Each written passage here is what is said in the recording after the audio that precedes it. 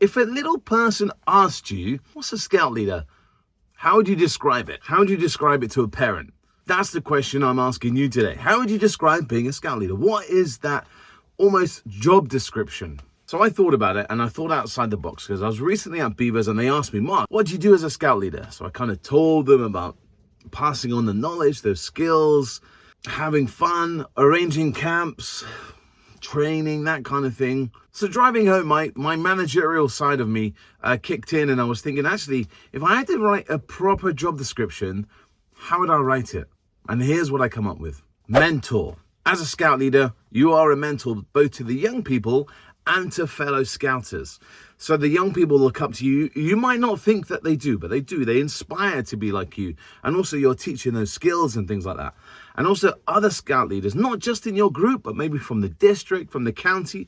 And they're thinking, actually, I want to be like you. I want to be the best. How have they done all that training? So sometimes you're a mentor, a cook. Says what it says on the tin, when you're going camping, you are a chef. So you are a professional chef. Even if your cooking like me is terrible, you're a chef. A fortune teller. I need some Mystic Meg with gold bangle earrings and things like that. You are a fortune teller because you're going to arrive at camp and you're going to find out that little Johnny has suddenly turned into a vegetarian, or, a cub is now allergic to whatever. You've had to predict that because you didn't know about that. You're going to be a paramedic. At some point in your scouting career, you're going to administer a plaster. You're going to do some of first aid. Maybe you get involved in doing CPR for real. But I guarantee you, in your scouting career, you're going to be a paramedic at some point in time. You're going to be a Charlie Chaplin. You're going to be an entertainer. At some point, you're going to have to stand up in front of parents and entertain them, whether you're doing a campfire skit. You've got to entertain the young people, whether that's in the scout hall or at the campfire or at a district event. You're going to have to do a bit of entertaining. You're going to have to be a clown, a singer, a musician, a dancer. What else have I done?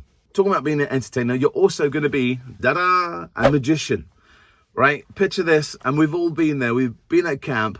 And you've told the scouts to make sure they've checked the camping equipment and the poles and the pegs or whatever. And you arrive at camp and you found out that one patrol has left the bag of poles in the scout hall. And somewhere you've got to pull from your sleeve, some tent poles.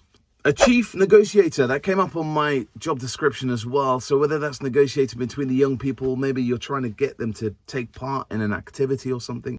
Or you might be negotiating, sadly, with politics in between, whether it's group or district or even county level. There might be some politics, some, trying to think of the word, but, some in-house fighting between leaders. They're not getting on, and you've got to get in the middle and be a negotiator. So, yeah, negotiator for young people and for adults. Now, this one you might not think about, but you're going to be a counsellor. And what I mean is you're going to notice at some point in your scouting career that a scout isn't themselves. Whether that's a Beaver Cub Scout Explorer Network or even a leader, should I say, some person has been acting differently over a few weeks. They may not be as actively involved in the group, or they might not be talking, or you might notice that they've lost a bit of weight, or they've gained weight, or something like that. And you're going to have to go and speak to those people and see, what's the matter? Maybe they're just not feeling the best, they're having just exams or something like that, or they're just tired, or work problems, or having problems at home if they're a leader. And you might need to talk about that and ask them if they're okay. And if you find out that they're not okay, then obviously we're going to take that further. We're going to get safeguarding involved, but I'm not going to that extent. That is going to be a point at some point, but that's not what I'm saying on here. What I'm trying to say is, being a counsellor, at the scout hall, you notice that little Johnny just not being themselves, or they're just quiet this week and they've just had a busy day at school.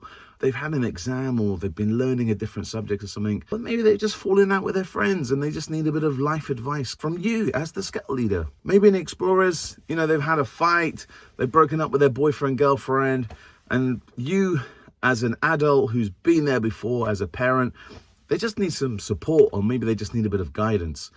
So you are, in your scout leader career, going to be a counsellor. Now, what else have I missed off your job description? I'm trying to think. Maybe you might be a policeman when little Johnny nicks someone's Cub sweets in the tent. I've been there before, where they've come out and gone, Mark, so-and-so, they've nicked all my sweets. I'm like, oh, God, so maybe you're going to be a policeman at some point. But what if you had to write a job description like I would, how would you write it? Comment below. I'd love to know how you would see your role in scouting if you had to write it down as a job description. There you go, guys. That's my job description as a scout leader. Do you agree? Do you disagree? Let me know.